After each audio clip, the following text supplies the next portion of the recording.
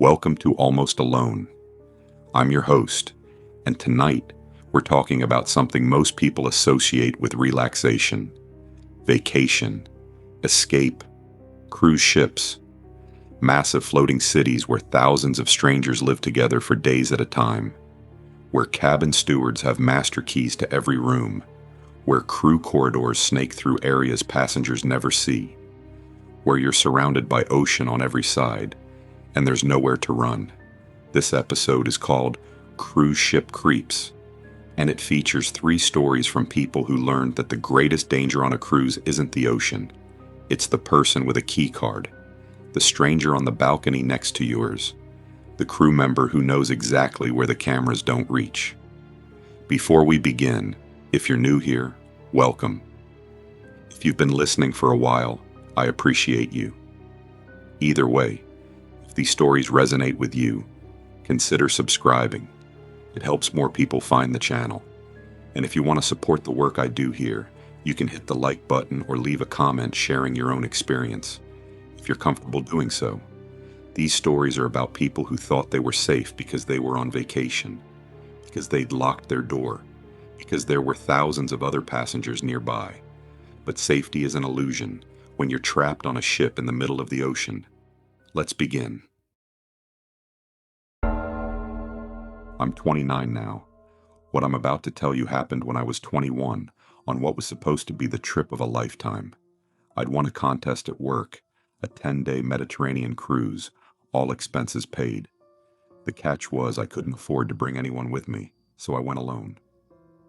I'd never been on a cruise before, never even been out of the country. The ship was massive, 16 decks, 4,000 passengers, so big it felt like a floating city. My cabin was an interior room on deck 4, deep inside the ship. No window, no balcony, just a bed, a tiny bathroom, and walls that pressed in when you thought about how much ocean was above you and below you. Back home, I worked night shift at a hospital, had for 3 years. So my sleep schedule was permanently backwards. I'd been trying to adjust to normal hours for the cruise, going to bed at a reasonable time like everyone else. But my body kept waking me up at 4 or 5 in the morning out of habit. I'd lie there in the dark for an hour, then give up and explore the ship while everyone else slept. Empty pools, silent casinos, dark corridors. I liked it that way. Peaceful. My cabin steward's name was Victor. Late 40s, maybe early 50s. Eastern European accent I couldn't quite place. Always professional, always smiling.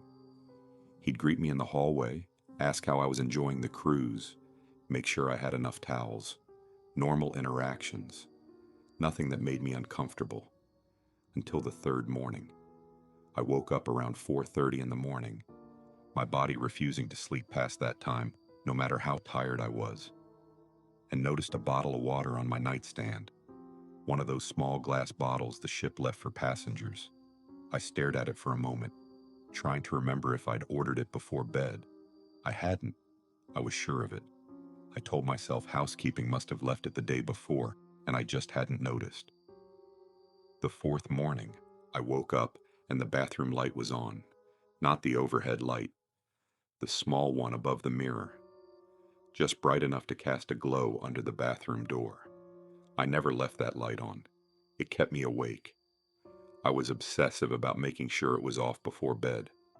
I got up and turned it off, checked the cabin door, locked, chain secure, and went back to sleep. The 5th morning, I noticed my laundry. I'd put my dirty clothes in the mesh bag they provided and left it on the floor by the closet.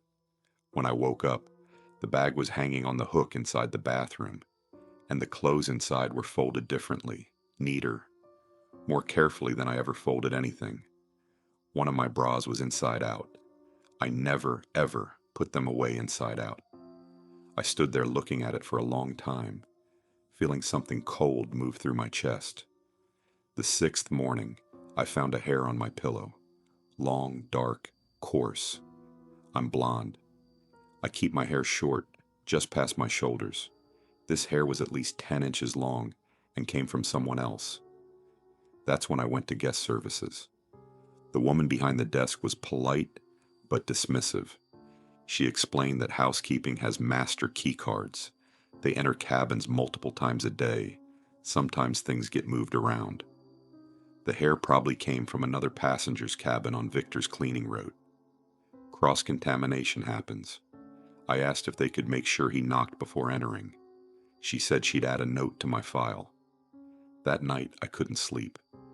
I lay in bed staring at the ceiling, listening to the hum of the ship's engines deep below, feeling the gentle rock of the ocean.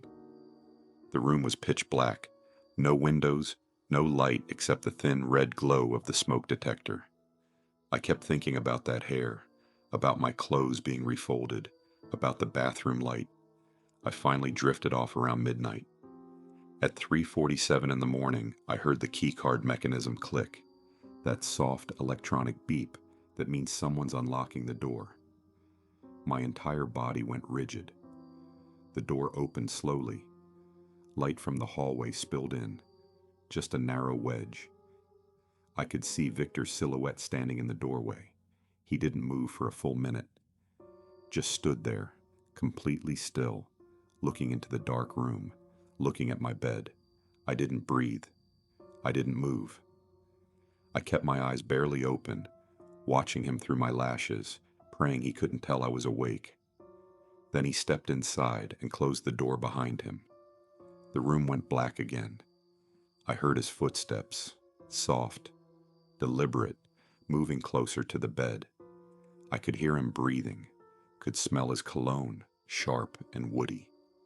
He stopped right next to me, so close I could feel the displacement of air when he crouched down. He was inches from my face. I could feel his breath on my cheek. I wanted to scream, wanted to sit up, demand what he was doing, but some instinct kept me frozen, kept me still. He reached out. I felt his fingers in my hair, gently moving it away from my face, arranging it on the pillow. Then I saw the phone, the faint glow of a screen, held above me. He was taking a photo. The flash went off. Silent shudder, but bright enough that I saw his face for a split second. Calm, focused, like he was studying a painting. Then darkness again. He stood up and walked to my suitcase in the corner. I heard him unzip it slowly, carefully, heard fabric rustling as he went through my clothes. I cracked my eyes open just enough to see his outline against the faint light bleeding under the door. He was holding one of my tank tops, folding it neatly. He put it in his pocket. Then he came back to the bed, stood over me again. I could feel him looking down at me. Another full minute of silence. Then he left. The door clicked locked behind him. I waited, heart hammering, breath caught in my throat, counting to 600 in my head. 10 full minutes. Then I ran. I didn't grab shoes, didn't grab my phone, just ran out into the hallway in my pajamas and sprinted to the elevator. The security office was on deck 3. I pounded on the door until someone answered. I told them everything, words tumbling out between sobs. They sat me down, gave me water, and called a supervisor. Within 30 minutes, they'd pulled the hallway camera footage. Victor had entered my cabin 11 times over the past week, always between 2 and 5 in the morning, always when I should have been asleep. They searched his crew quarters immediately. Under his bed, in a locked box, they found items, clothes, jewelry, photos, cabin key cards, a spiral notebook with cabin numbers and notes written in pencil. My tank top was in that box. So were 47 photos of me sleeping. Some were wide shots of the whole bed. Others were close-ups. My face, my hands, my neck, the curve of my shoulder where the blanket had slipped down. The notebook had lists, passenger names, cabin numbers, observations. Takes Ambien, heavy sleeper. Wears earplugs. Travels alone, no port excursion scheduled. My cabin number had a star next to it. The last entry, dated the night before, read, "Last night, bring restraints." It was the second to last night of the cruise. The security director told me, very carefully, that I was lucky I'd woken up when I did. Victor had been doing this for 3 years across multiple cruise lines. Different companies, different ships, always in the same role. Access to cabins, access to passenger information, access to people while they slept. They found items from at least 30 different passengers in his quarters, some from cruises that had ended months ago. He'd kept trophies. I gave a formal statement, pressed charges, testified at his trial 8 months later. He got 4 years. 4 years for 3 years of violating people in the most intimate way possible. I still don't sleep well. I can't stay in hotels anymore. Can't be in any room where someone else has a key. I bought a rubber door stopper that I take everywhere, the kind that makes it impossible to open the door even with a key. I think about those 11 nights. 11 times he came into my room while I was unconscious, stood over me, touched my things, touched my hair, took photos. What did he do the nights I don't remember, the nights I didn't wake up? The prosecutor said I was lucky, but I don't feel lucky. I feel like I was almost something much worse, and the only reason I wasn't is because my body woke me up one night. Some deep survival instinct that knew someone was there. If I'd stayed asleep one more night, the notebook said he was bringing restraints. I don't let myself think about what that means. But I know, and I know that somewhere, on some other ship, with some other name, he's probably doing it again, because 4 years isn't forever, and the ocean is very, very big.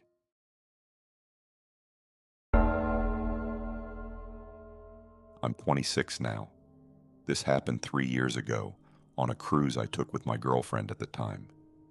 We'd been together for 2 years and wanted to do something special, splurge a little, make some memories.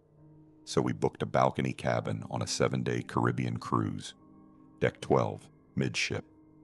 The balcony wasn't huge, maybe 6 feet deep and 8 feet wide, but it was ours.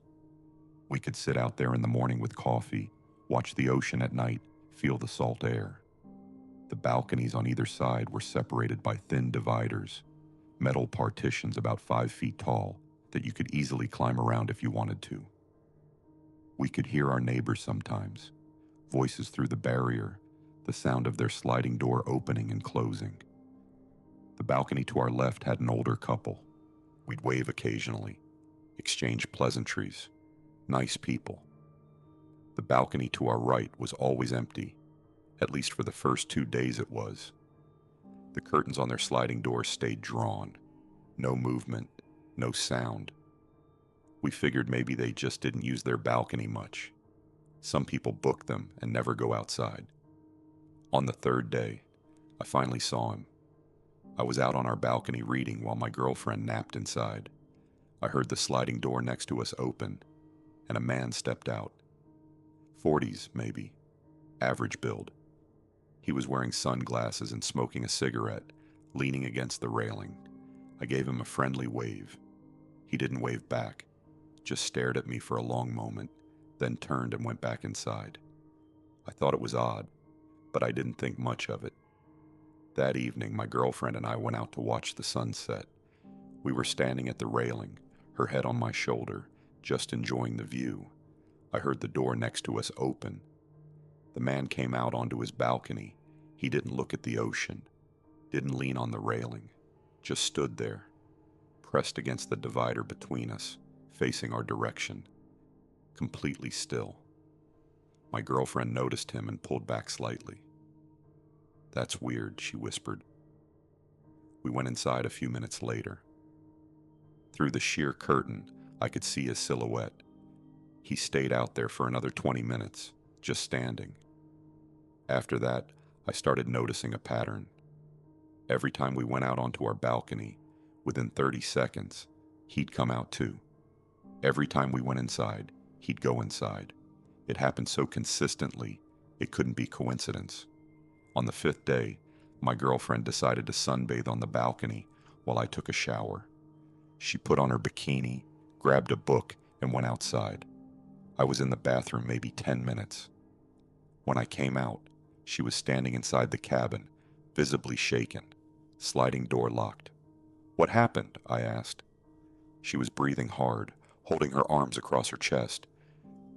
"He climbed over." "What?"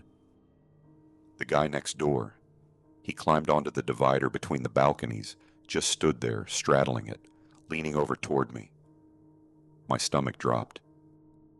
"He said he just wanted to say hi, asked if I was enjoying the cruise, but he was just hovering there, smiling. I told him we were fine and came inside." I looked through the curtain. His balcony was empty now. I wanted to go over there and confront him, but my girlfriend grabbed my arm. "Please don't. Let's just stay inside. We only have 2 more days." I didn't confront him, but I couldn't let it go. That night, I couldn't sleep. Around 2 in the morning, I got up and went out to the balcony to get some air. My girlfriend was asleep inside, and I just needed to clear my head. The ship was dark except for the running lights. The ocean below was black and endless, stretching in every direction. We were maybe 200 feet above the waterline. I heard breathing next to me. I turned and saw him on his balcony, pressed against the divider, face inches from mine through the gap. "Can't sleep either," he said.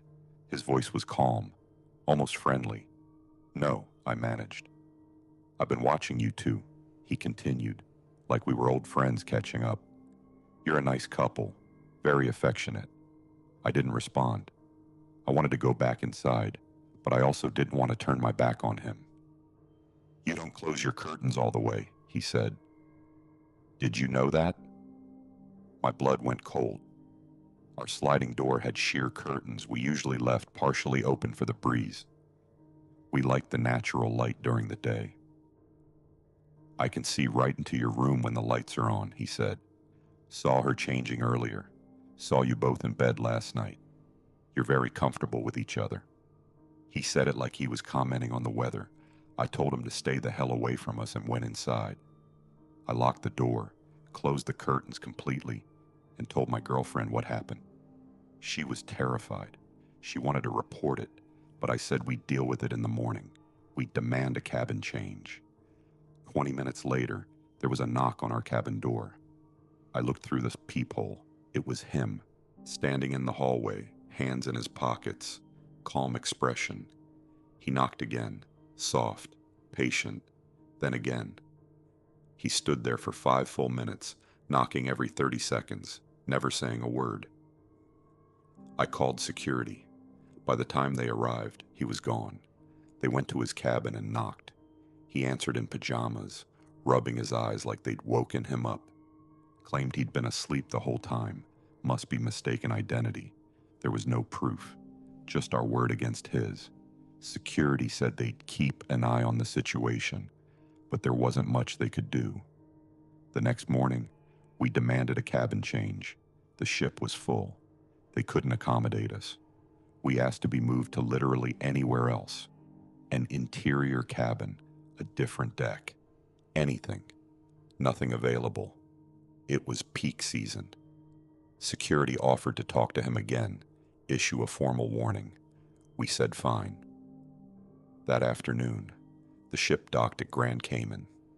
Most of the passengers got off for excursions, snorkeling, beach trips, shopping. My girlfriend and I stayed on board. We didn't feel safe leaving. Didn't want to come back to the cabin and find him waiting. We were walking on one of the upper public decks when I noticed something. We were passing above his balcony. Deck 13 overlooked Deck 12, and I saw that his sliding door was open. I stopped walking.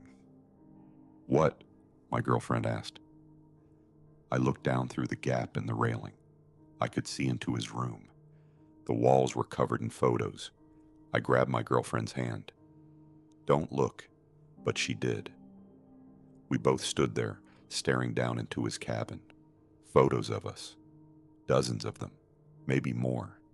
Telephoto shots of our balcony, us standing at the railing, her in her bikini, me reading, both of us kissing. Some were taken from the ocean side somehow. He must have leaned far over the railing to get those angles.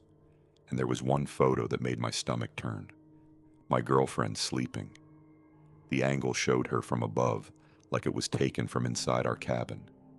I heard a voice behind us. Looking for something? I turned. He was standing there, calm, smiling. I grabbed my girlfriend's hand and we ran. He followed, not rushing, not sprinting, just walking at a steady pace, keeping us in sight. Every time we turned a corner and glanced back, he was there. Not gaining on us, not falling behind, just following. The ship was nearly empty. Everyone was at port. The corridors were deserted. He called out as he followed us, voice echoing in the hallway. You should be flattered. I only photographed the pretty ones. We turned another corner. Your girlfriend is very photogenic. I have hundreds of her. We could hear his footsteps behind us, steady and calm. Did you know she bites her nails when she reads? We found a crew member stocking a bar on deck 9. The moment we approached him, the man following us stopped, smiled, turned, and walked away calmly, like nothing had happened. We reported everything to security again. This time they took it seriously. They searched his cabin and found professional camera equipment, a laptop full of organized folders, different cruises, different couples, different ships. Some of the photos were taken from inside cabins. When they asked him how he got those shots, he finally broke down and admitted he'd befriended one of the room stewards. He'd paid the guy $200 for a copy of a master key card and the steward's daily cleaning schedule. He knew when cabins would be empty. He knew when to slip inside. The FBI met the ship 2 days later when we docked in Miami. Turned out he was wanted for stalking charges in 3 states. He'd been doing this for years, booking cruises, targeting couples, collecting material. The agent who interviewed us told us we were lucky. He showed us something they'd found on the man's laptop, a text document with notes about passengers, about us, detailed observations, our schedule, our routines, when we went to dinner, when we slept. The last entry was dated 2 days before the cruise ended. It read, Deck 12, 3 a.m., empty. Balcony divider easy to climb. Ocean is 200 feet deep here. No witnesses. Window of opportunity closes in 48 hours. The agent said they believed he was planning something, that we'd gotten off the ship just in time. I don't know what he was planning, but I think about that distance. 200 feet to the water, how long it would take to fall, how cold the ocean is at night, how far the ship would travel before anyone noticed you were gone. I think about him standing on his balcony in the dark, watching us through the divider, planning. And I think about how close we came to being another folder on his hard drive, another couple who went on a cruise and never came home. We broke up 4 months later. Neither of us could talk about it, but I still can't go near the ocean.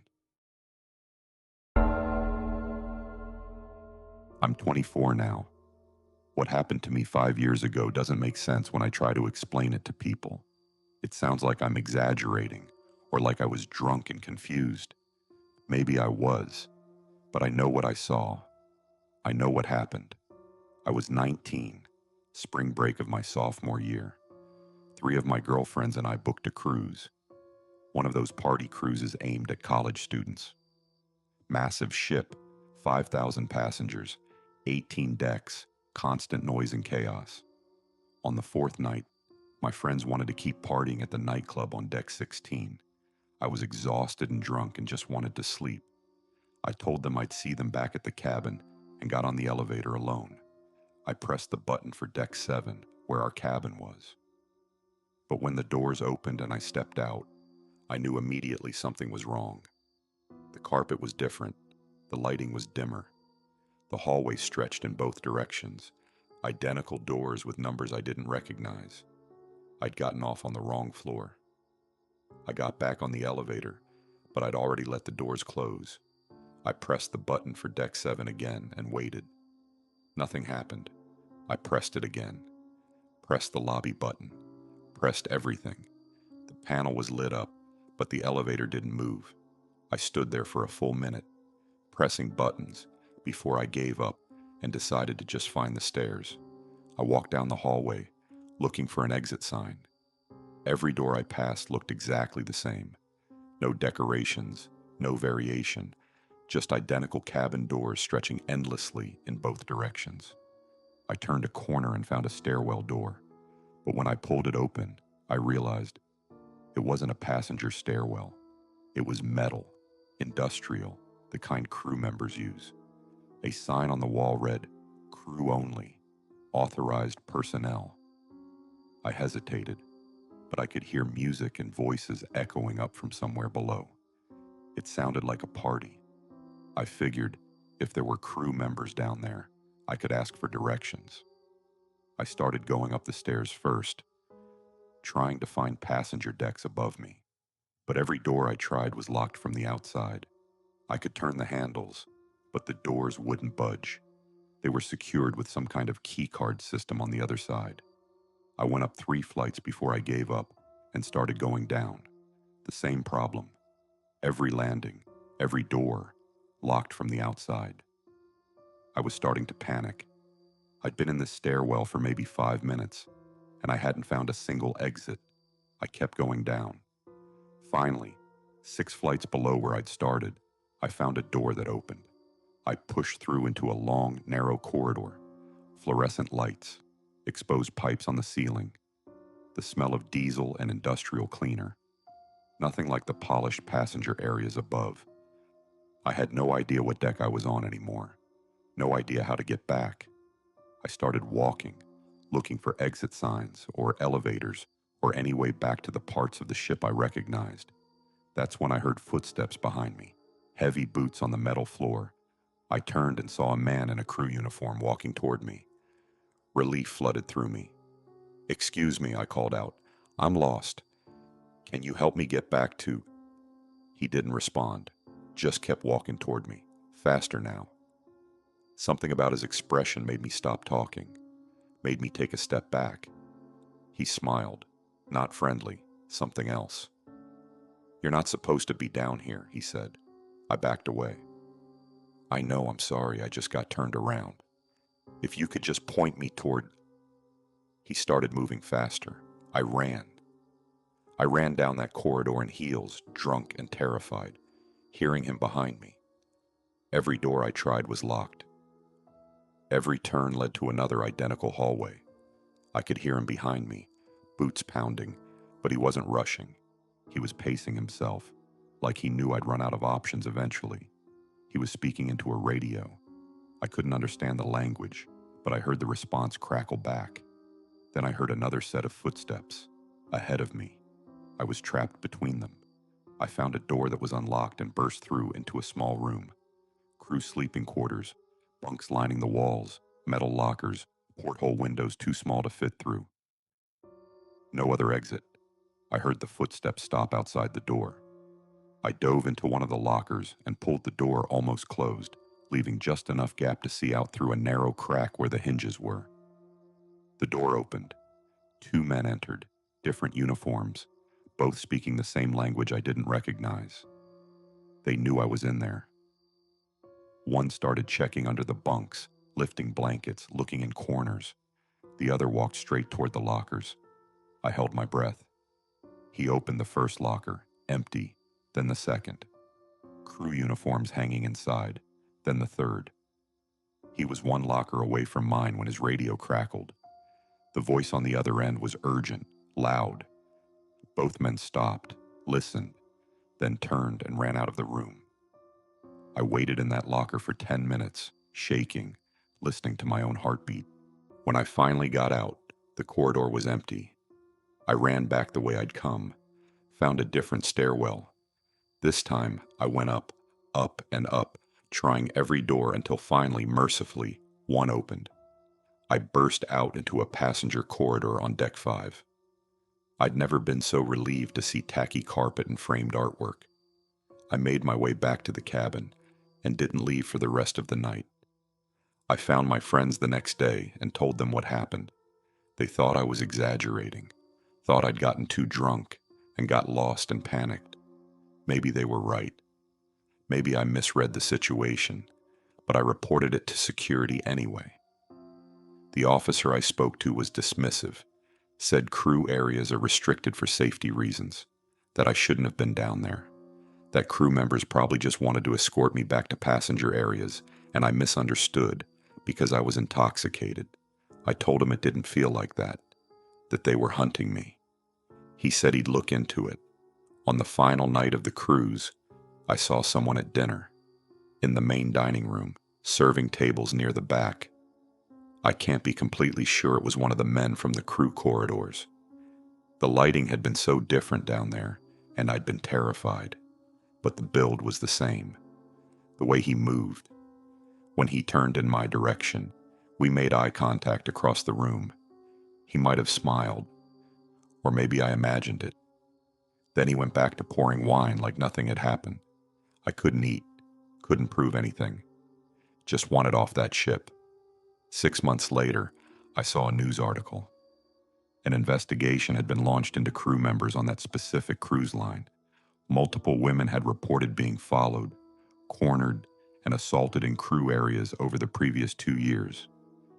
Some crew members had been running a coordinated operation, watching for drunk passengers traveling alone, herding them into restricted areas where camera coverage was spotty or non-existent. 3 crew members were arrested, but the investigation was ongoing. They suspected more were involved. The article specifically mentioned the ship I'd been on. One victim had been dragged into crew quarters and assaulted while the ship was at sea. She'd reported it immediately to ship security. They'd done nothing.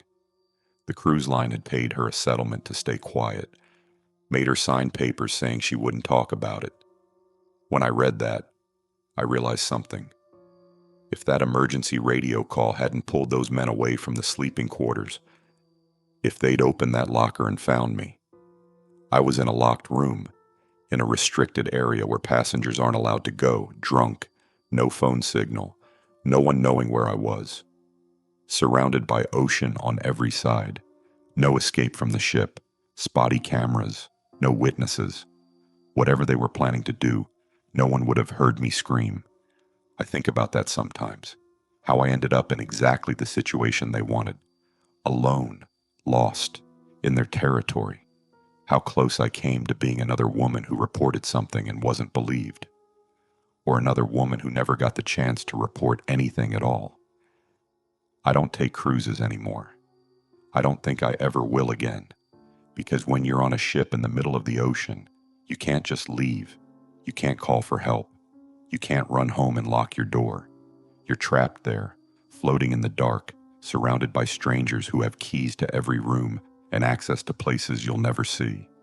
And some of them know exactly where to take you, where no one will ever find you. That's the end of tonight's episode.